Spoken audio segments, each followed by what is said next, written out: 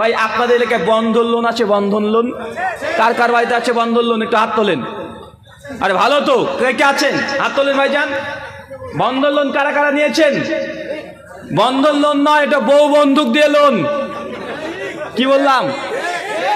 আপনি পুরুষ মানুষ, আপনি আপনার বাপ আপনার ছেলে 7 ভাই মিলে বন্ধন অফিসের সামনে হাঁ করে 7 মাস বসে থাকেন, 1 টাকা আপনাকে লোন দেবে না, মেরে তেরে দেবে। আছে না নাই কথা বলেন? যতক্ষণ না বউটাকে আপনি জমা দিচ্ছেন আর আপনার মেয়েটাকে যতক্ষণ না জমা দিচ্ছেন ততক্ষণ পর্যন্ত আপনাকে এই টাকা দেবে। কথা বলেন না।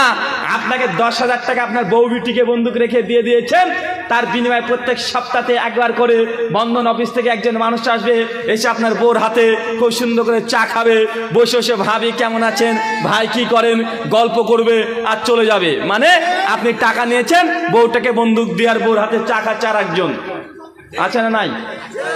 অথচ এই হাদিস আপনারা বারবার জানেন, একাধিকভাবে একাধিক আলোচক আলোচনা করে গেছে। কোন ব্যক্তি যদি জেনে বুঝে 1 টাকা সুদ খায়, মায়ের সঙ্গে জেনা করলে, শুয়ে থাকলে, ঘরের মধ্যে মা ছেলে শুয়ে থাকলে যেমন পাপ হয়, বিয়ে করলে যত পাপ হয়, ওই ব্যক্তি একাই তত পাপ করেছে যে ব্যক্তি বন্ধন থেকে লোন নিয়েছে, মানে সুদ খেয়েছে। এই ব্যক্তি এত বড় পাপ করেছে। আমরা কারা জানি না? কথা বলেন, জানি না? আমরা জানি কি জানি না? আমরা জানি। বা আপনি মানবেন না, আপনার ব্যাপার। 1400 বছর আগেকার সিদ্ধান্ত। মোহাম্মদ রাসূলুল্লাহ সাল্লাল্লাহু আলাইহি সাল্লাম তিনি কথাগুলো বলে গিয়েছিলেন আরবিতে। আপনারা যেহেতু বাঙালি মানুষ, আপনাকে এই কথাগুলো যদি আমার কথা শোনার কারণে রেগে যান, জেনে রাখবেন আমার কথাতে রাগার একটের আপনি রাখেন না।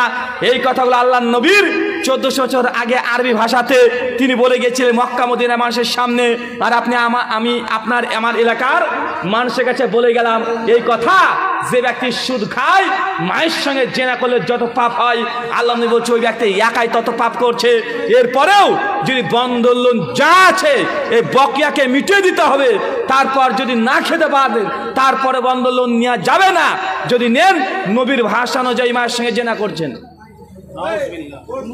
কথা বুঝতে পারলেন না ভাইজান? খুব কঠিন মনে হচ্ছে। জি, এটা আল্লাহ নবীর কথা। আল্লাহ নবী এইভাবে বলে গেছেন। এটা আমরা জানি, মানছি না, দরকার নেই মানেন না।